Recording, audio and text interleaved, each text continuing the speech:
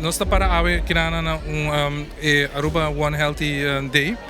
Nós bem kinana para nós não perder oportunidade para nós poder recrutar mais donantes e realmente mais donantes.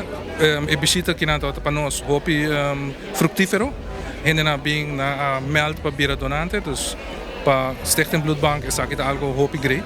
Nós antal donante na Aruba tá hopi abau e nós desejamos para virar mais grande do número de donantes.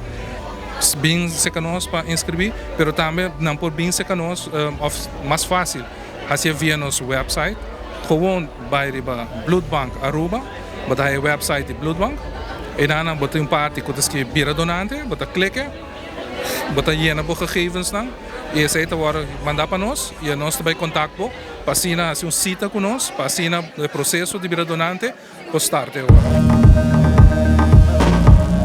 Wel, we noemen binnen One Healthy Day para eigenlijk explicar que o processo está passando em laboratório com o teste, com nós processar o sangue, para que é importante para sacar sangue e para controlar anualmente.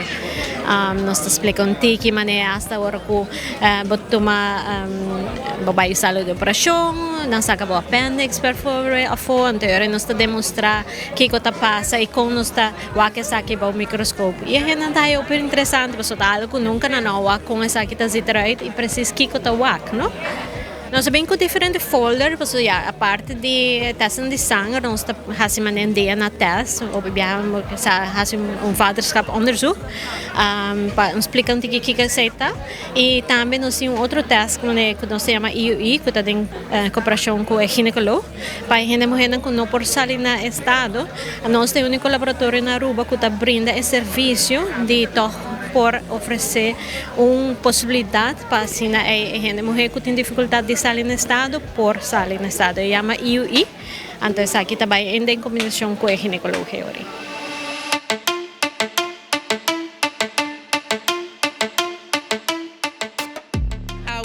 O departamento de HR e o departamento de HOH Academy forma parte de One Health Day aqui na Casa de Cultura.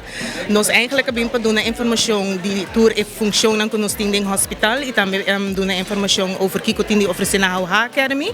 Passina eigenlijk gefocust para o hobby que nós ainda aqui profissão que vai estudar. Não passa cerca nós damos informação over die função que nós temos no hospital. Passina não portem mais informação wat betreft opleidingsniveau, functie eisen que nós está pedindo, para se não portem mais informação de que coisa não quer fazer para o futuro. Para a função que nós temos disponível na hospital, sempre para subir para nosso website arubahospital.com, então por ganhar informação sobre toda a função que nós temos no hospital. E também por tomar contato com recruitment@hoharuba.com, bota especificar qual função que mais informação de gente, nós está willing de dar toda a informação necessária.